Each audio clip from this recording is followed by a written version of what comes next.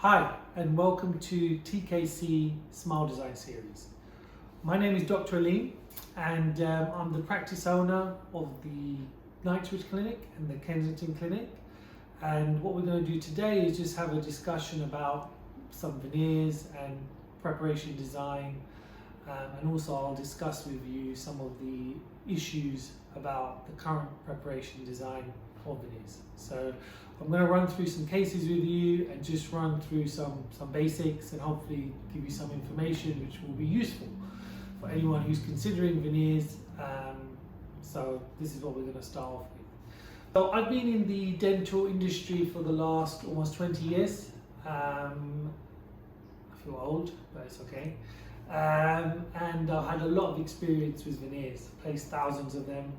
And over the years, I've developed my own preparation design and techniques for veneers. And that's based on a lot of training, which I had done in California many years ago.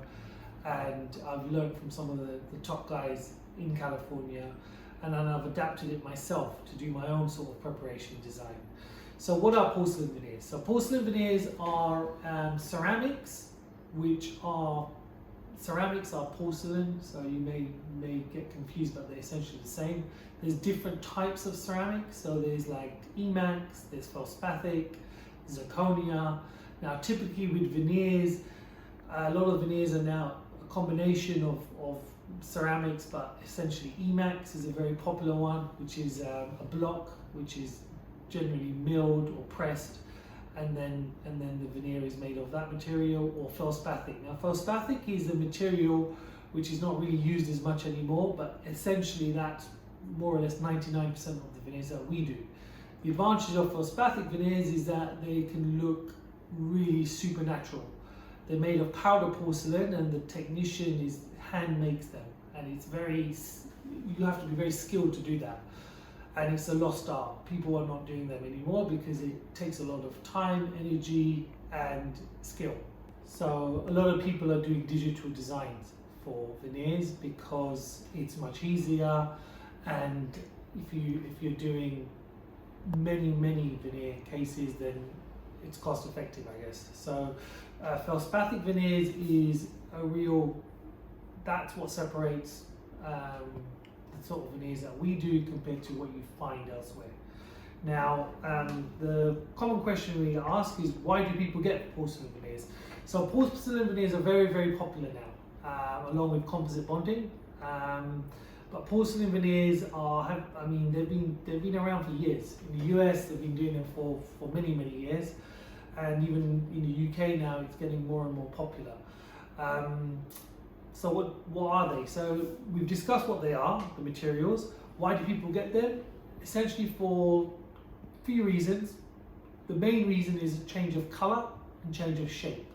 So people want to get their teeth to look a bit brighter, so they generally get porcelains for that. And then also if there's to change of shape. So some people have some gaps, some people have crowded teeth. So these are the reasons why people get porcelain veneers. Another question, do I have to shave down my teeth? Well, it depends which dentist you go to, because most dentists will shave down your teeth for porcelain veneers. Very few do non-prep veneers. So that's something we specialize in. We do, I would say 95 to 98% of our cases are non-prep.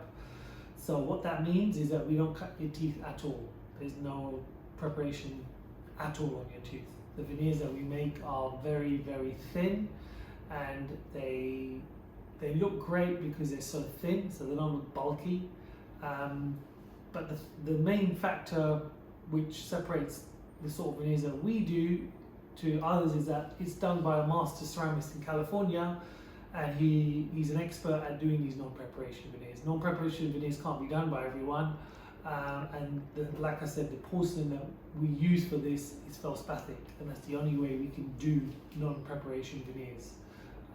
So we'll show you some cases to give you an idea of this, but then people ask the questions, do you need injections, is there any long-term damage? Well, no, there's no injections because there's no preparation, and there is no long-term damage to your tooth structure.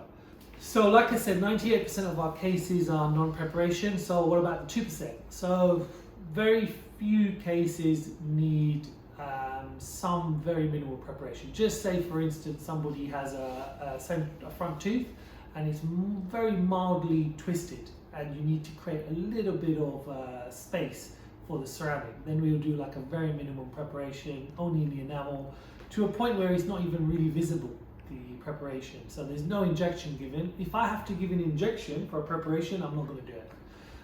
That's my philosophy. If there has to be an aggressive preparation, in my view, you have to have some orthodontic treatment to move the teeth in the right position. So Invisalign or you know, one of these orthodontic systems, which are very popular, just to move the teeth in a good position.